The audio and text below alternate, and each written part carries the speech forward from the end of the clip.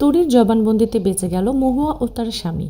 হ্যাঁ, এরকমই একটা দৃশ্য হতে চলেছে আজকের শুভ বিবাহ ধারাবাহিকের এপিসোডে। শুরুতেই আমরা সুধা ও তেজকে দেখতে পাই। তেজ চা নিয়ে এসে সুধাকে চায়ের কথা বলে। তখন সুধা চমকে ওঠে এবং বলে, এ তো আমার তেজের গলা।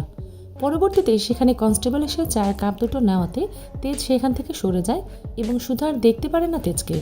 এরপর সুধা চা খেয়ে অবাক হয়ে যায়, কারণ সেই চাটা তার স্পেশাল রেসিপি দিয়েই তৈরি ছিল।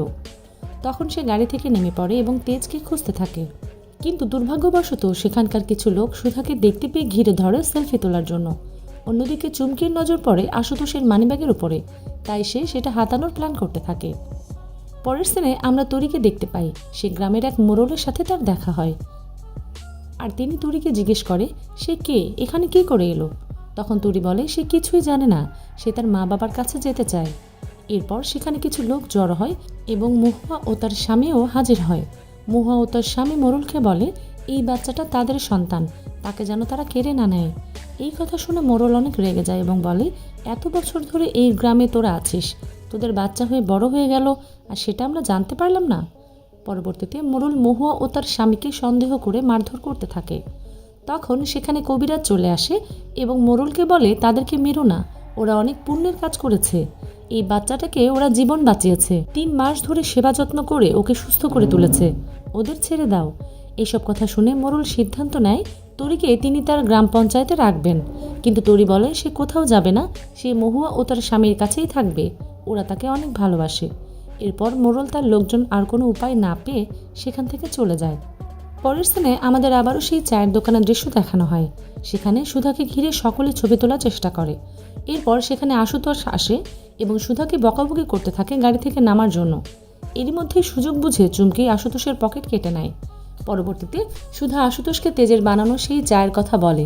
তখন আশুতোষ বলে, তেজ যদি এখানে চা বানাতো তাহলে তোমাকে দেখলে সে কি আসতো না।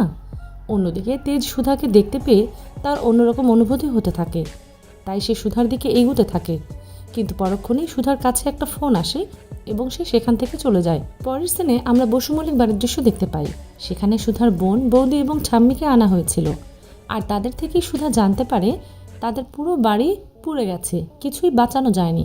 এরপর সেখানে আশুতোষ চলে আসে এবং সবাইকে জানায় ইচ্ছে করে বাড়িতে আগুন লাগানো হয়েছে কেরোসিন ছিটিয়ে। এটা শুনে তো সুধার বৌদি ঘাবড়ে যায় এবং মনে মনে বলে, আমি বাড়িটা বিক্রি করতে চেয়েছিলাম, এটা না আবার সবার সামনে চলে আসে। এরপর সুধা ঝিনুককে বলে তার ঠাম্মি ও বোন বৌদিকে ভেতরে নিয়ে যাওয়ার জন্য। পরবর্তীতে সকলেই সেখান থেকে চলে গেলে সুধা তেজের ছবির দিকে তাকিয়ে বলতে থাকে, আমি এত দুঃসময়েও সাহস পাচ্ছি শুধুমাত্র তোমার জন্য। এরই মধ্যেই সেখানে ইন্দ্রজিৎ এসে সুধাকে একটা পেপার দেখায় এবং সেখানে কিংসুক লাহিড়ী ডিল করতে আসার ব্যাপারটা লেখা ছিল। পরের সিনে আমরা চুমকির চায়ের দোকানের দৃশ্য দেখতে পাই। সেখানে লোকজন কিংসুক লাহিড়ীর খবরটা পেপারে পড়ছিল। সেটা শুনে চুমকি খবরের পেপারটা কেড়ে নেয় এবং তেজকে দিয়ে দেয় পড়ে দেখার জন্য। তখন তেজ ওই কিংসুক লাহিড়ীর খবরটা চুমকিকে পড়ে শোনায়। এটা শোনার পরে চুমকি রেগে সেখান থেকে চলে যায়। এরপর তেজ ভালো করে পেপারটা পড়ে দেখে যে সেখানে তেজ বেকারের সাথে কিংসুক লাহিড়ী ডিল করতে আসছে। পরের সিনে আমরা তরিকে মহুয়াদের বাড়িতে দেখতে পাই। সেখানে তরি মহুয়ার স্বামীকে তার বাড়ির ঠিকানা ও বাড়িতে কে কে আছে সেই গল্প করছিল। শেষ দিনে আমরা আবারও বসু মল্লিক বাড়ির দৃশ্য দেখতে পাই।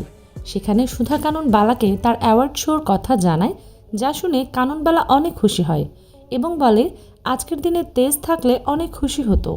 তখন সুধা বলে, আমার মন বলছে তেজ আমার আশেপাশেই কোথাও আছে, আর সে ঠিক আমার কাছে ফিরে আসবে, এমনও হতে পারে কালকেই। আজকের পর্ব এটুকুই, দেখা হচ্ছে আগামী পর্বে।